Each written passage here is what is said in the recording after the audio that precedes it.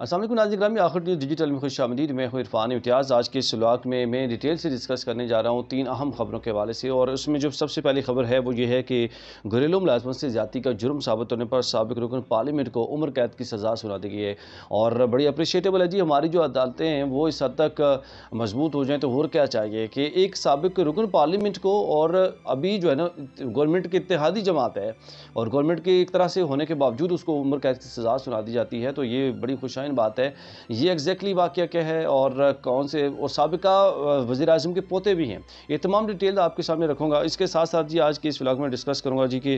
منشیات اسمگلنگ کے کیس میں سعودی عرب میں 7 افراد کو سزائے موت سنا دی گئی ہے، اور اس میں کیا پاکستانی بھی کچھ شامل ہیں، اور اس کے ساتھ ساتھ یاد رہے کہ گزشتہ سال بھی سعودی عرب میں 101 کے قریب غیر ملکیوں کو گرفتار کیا گیا تھا، نہ صرف گرفتار بلکہ عمر قید کی سزائے موت سنا دی گئی تھی، مطلب صرف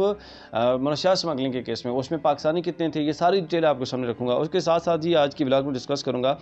کہ لندن میں یمن میں خراب موسم کے باعث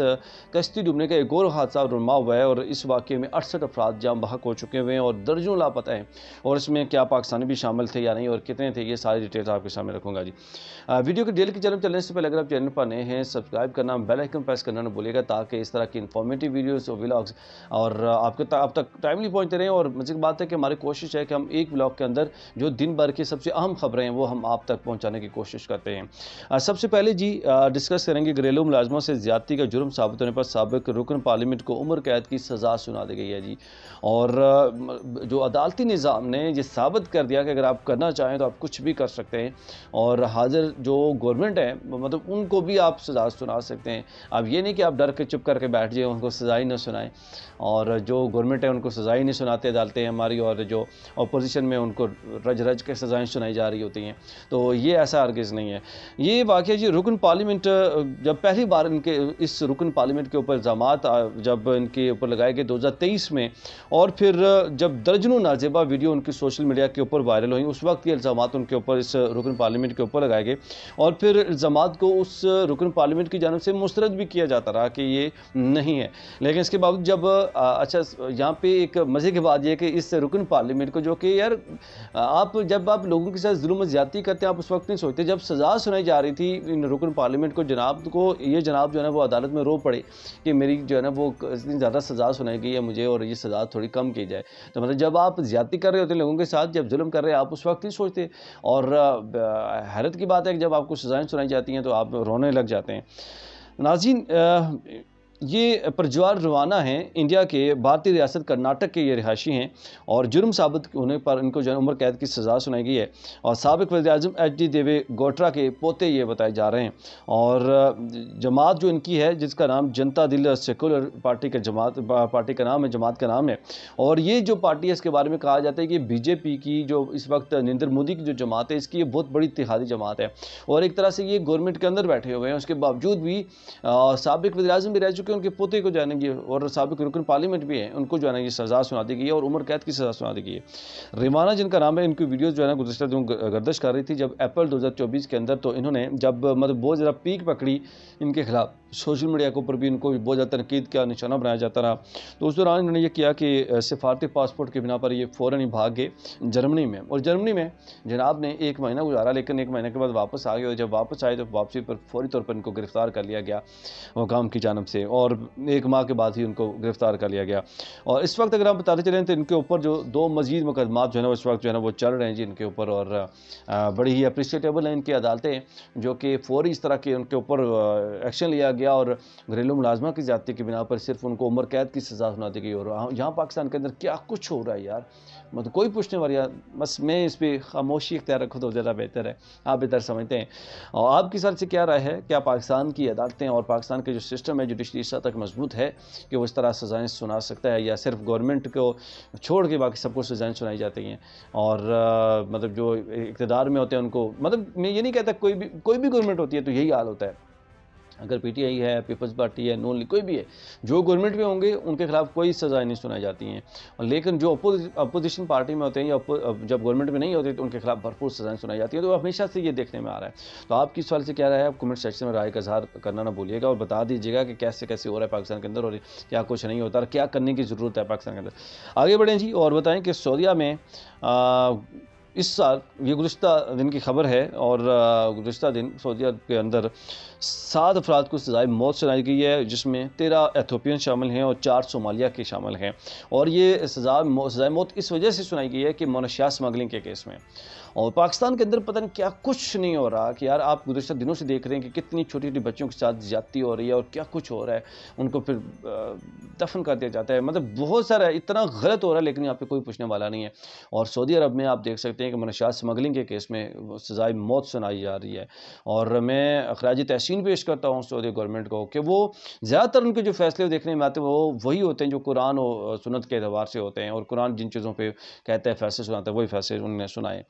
ناظرین، اس کے علاوہ اگر ہم بات کریں تو گزشتہ سال سعودی عرب کے اندر 21 پاکستانیوں سمیت 100 سے زائد غیر ملکیوں کو سزائے موت سنائی گئی تھی. اور اس کی وجہ بھی یہ تھی، زیادہ تر جو کیسز تھے وہ منشیات اسمگلنگ کے کیسز میں ملوث پائے گئے تھے، جس میں 21 کے قریب پاکستانی بھی شامل تھے. اور اگر ہم اس سال کی بات کریں تو 2022 و 23 کی نسبت اس سال میں تعداد جو ہے سزائے موت سنائے جانے کی وہ زیادہ ہے،